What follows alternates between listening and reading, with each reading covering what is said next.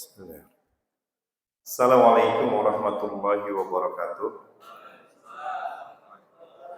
Alhamdulillahirabbil alamin ala fitratil Islam wa kalimatil ikhlas wa ala dini nabiyina Muhammadin sallallahu alaihi wasallam wa ala millati abina Ibrahim hanifan ma kana minal musyrikin. Asyhadu an la ilaha illallah wahdahu la syarika lah. Asyhadu anna Muhammadan abduhu wa rasuluhu. Allahumma shalli ala Muhammad wa ala alihi wa sahbihi ajmain. Amma ba'du. Alhamdulillah, puji syukur sama-sama kita panjatkan kehadiran Allah Subhanahu wa taala. Tak terasa malam hari ini malam yang ke-20 ya, Pak. 20 Ramadan yang kita baru saja melaksanakan sholat Isya berjamaah. Setelah itu kita susul dengan sholat tarawih. Semoga amal ibadah kita di bulan suci Ramadan ini, baik puasa kita, sholat kita, infak sedekah kita, ini Allah nilai sebagai pemberat amal ibadah yang berakhir nanti. Amin ya rabbal alamin. Salawat beserta salam tak lupa kita haturkan pada kedua hasanah kita Nabi Muhammad SAW, pada keluarga, sahabat, orang tua yang sudah mendahului kita maupun yang masih ada, dan seluruh keturunan kita Allah takdirkan menjadi orang-orang yang akan mendapatkan syafaat dari baginda Nabi Muhammad. Amin ya rabbal alamin. Terima kasih sebelumnya pada Bapak Ustadz Wahyu Ridwan yang sudah menjadwalkan saya kultum di Safari Ramadan 1444 Hijriah ini. Saya dengan Hengki, anggota DPRD Kota Depok, yang saat ini menjadi satu anggota dewan di antara 50 dewan yang ada, Pak. Saya ada di Komisi A, leading sektornya yaitu Diskominfo, Disduk Capil, perizinan, pertanahan, terus kemudian ketertiban umum. Jadi mungkin nanti apabila Bapak Ibu yang berurusan dengan 5 bidang yang saya sebutkan tadi, silahkan Bapak Ibu bisa japri. Baik Bapak Ibu saudara yang dirahmati Allah Subhanahu wa taala, tak terasa Ramadan sudah hampir kita mau tunaikan Bapak Ibu. Berapa hari lagi Bu? 10 hari ya. Udah punya baju lebaran Bu? Belum ya? Belum ya? Kue lebaran udah ya pasti ya Bu ya? Oh belum juga? Masya Allah. Salah pertanyaan saya kalau gitu. Baik Bapak Ibu, ini menjadi sebuah bulan yang kita jadikan momen di mana kita berharap tentunya kepada Allah Subhanahu wa taala, ampunan dan pertolongan Allah itu turun kepada kita. Kenapa Bapak Ibu? Karena kita tidak jamin bahwa Ramadan akan menghampiri kita saban tahun. Bahkan ada saudara-saudara kita yang ke Ramadan tahun lalu masih bersama kita, ibadah bersama kita, saat ini tidak ada. Bapak Ibu, ada di sebuah kitab yang berjudul At-Tadhkirah fi Ahwalil Mauta wa Umuril Akhirah. Itu ada perkataan ulama besar yang menyentuh kita, yaitu Abdullah Ad-Dusturi, yang dinukil oleh Imam Qurtubi. Apa dia bilang? Ada 3 kelompok orang yang senang memandang kematian. Tuh Pak ya, 3 kelompok orang yang senang sama mati. Kelompok pertama siapa Pak? Kelompok pertama dijelaskan di situ, yaitu orang kafir Pak. Orang kafir senang Pak sama mati. Ya, kalau Bapak lihat TV atau buka YouTube tuh di handphone, kan olahraga mereka tuh ekstrim Pak ya. Naik sepeda bukannya di jalanan tapi di tepian bukit Pak. Yang kalau tergelincir sedikit mati dia. Terus kakinya diikat, palanya di bawah, dia terjun, cus gitu Pak ya. Seolah kita mempersepsikan bahwa nyawa dia 1000 Pak. Ya, padahal Bapak Ibu sejatinya tidak demikian. Sejatinya orang kafir berani mati, itu yang jadi persoalan adalah dia nggak ngerti setelah kematian itu ada apa. Beda dengan kita. Setelah kematian kita mengimani ada kehidupan barzah, kemudian kita dibangkitkan. Setelah kita dibangkitkan, kita dikumpulkan di padang mahsyar, lalu rapot kita diterima dari kanan atau dari kiri Bapak Ibu. Yang akhirnya ujung-ujungnya adalah surga dengan neraka. La yastawi ashabun nari wa ashabul jannah. Ashabul jannati humul faizun. Enggak sama penghuni surga dengan penghuni neraka. Penghuni surga adalah orang-orang yang beruntung Bapak Ibu. Nah, yang kedua Bapak Ibu, kelompok orang yang senang memandang kematian. Di kitab tersebut perkataan Abdullah Ad-Dusturi menjelaskan bahwa siapa mereka? Mereka adalah orang yang putus asa. Ya, mereka orang yang putus asa yang menganggap kematian salah satu menjadi solusi permasalahan yang ada di dunia. Kita pernah dengar, Bu, Pak, ya di Depok 2 ada sebuah keluarga yang sekeluarga itu bunuh diri, Pak, minum racun. Ya. Hal yang melatar belakanginya apa? Impitan persoalan hidup yang dia nggak tahan untuk dihadapinya, Pak. Impitan hutang, pasangannya selingkuh, anaknya nggak bisa diatur, terjerat narkoba, satu di penjara, satu di mana begitu.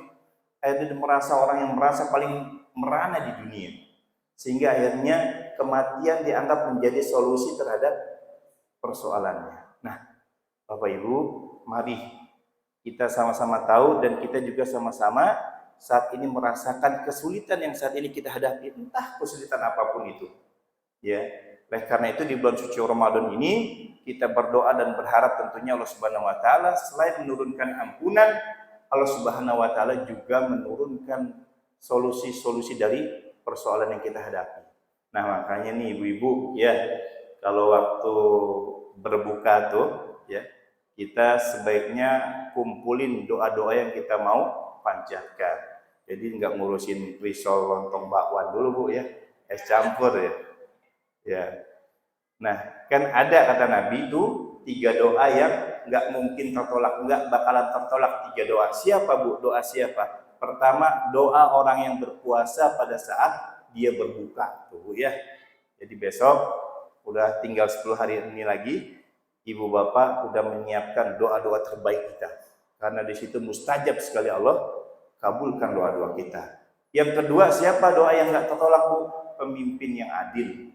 Yang ketiga siapa? Yang ketiga adalah orang-orang yang terzolimi. Ada Bapak Ibu di sini yang masuk kriteria ketiga itu? Ada ya, Masya Allah. Ketua DKM yang adil, Pak RW yang adil, RT yang adil. Gitu ya, Bu, ya? Masya Allah. Ini pemimpin dapat porsi khusus, Pak, ya. Ternyata Masya Allah di dalam Islam boleh jadi, Bu, Pak, ada perkataan ulama yang mengatakan bahwa ternyata pemimpin dengan 1 juta ustadz itu untuk menegakkan amar ma'ruf nahi munkar itu lebih efektifan pemimpin, Pak. Contoh nih di Depok ada 1000 masjid, Pak. Ya, 1000 masjid. Penceramah ustadznya menyampaikan satu tema yang sama. Apa, Pak? Misalkan melarang miras atau perjudian. Ya. Bisa nggak kita katakan lebih efektifan mana ketika seorang wali kota yang berbicara bahwa dengan surat perdanya keluar, perwalnya, miras perjudian tidak boleh dilakukan, Pak. Efektifan mana, Pak? Efektifan pemimpin kita, Pak. Ya, Bu. Karena itu mungkin bisa jadi di situ kalau tegaskan bahwa pemimpin yang adil ada porsi khusus untuk doanya dikabulkan. Nah, Bapak Ibu, di DPRD Kota Depok kami membahas anggaran cukup besar untuk alokasi bantuan kesehatan Kota Depok, Bapak Ibu. Nah, ini dia yang saya mau sedikit sampaikan. Uraian persoalan yang Bapak Ibu hadapi saat ini, pemerintah juga sudah mulai menanggapi. Ya, di antaranya persoalan kesehatan Kota Depok. Jadi Bapak Ibu saat ini yang tidak memiliki keluangan rezeki, katakanlah kemarin masih karyawan atau belum pensiun, sekarang udah PHK, sehingga pemasukan juga berkurang, mau berobat susah gitu ya. Pemerintah Kota Depok menganggarkan cukup banyak untuk alokasi bansos kesehatan Kota Depok, Bapak Ibu. Ya, jadi saya arahkan nanti apabila keluarga Bapak Ibu atau tetangga kerabat yang bermasalah dengan kesehatan, emergensi darurat, masukin aja tuh ke rumah sakit yang ada di Kota Depok, AGA, Hermina, ya, Sentra Medika. Nanti begitu ditanya di pendaftaran, Bapak Ibu mau pakai apa, biayanya mandiri atau KIS atau BPJS, ya, cukup KTP yang berdomisili warga Depok, Bapak Ibu. Bapak Ibu udah dilayani. Berapa nilainya? Ratusan juta. Ya. Nah, terus gimana ngurusnya, Pak Engki?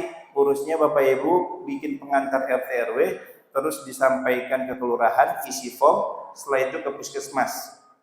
Selesai Pak, Bu, 100 juta, ratusan juta itu di cover oleh pemerintah Bapak Ibu bagi warga yang tidak mampu. Ya.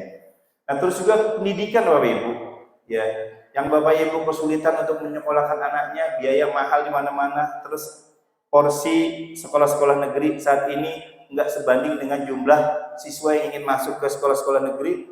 Sekolah kita di Depok juga pemerintah ini membuat sekolah-sekolah terbuka, ya, sekolah terbuka yang di situ nanti lulusannya adalah memiliki ijazah negeri, gitu ya Bapak Ibu.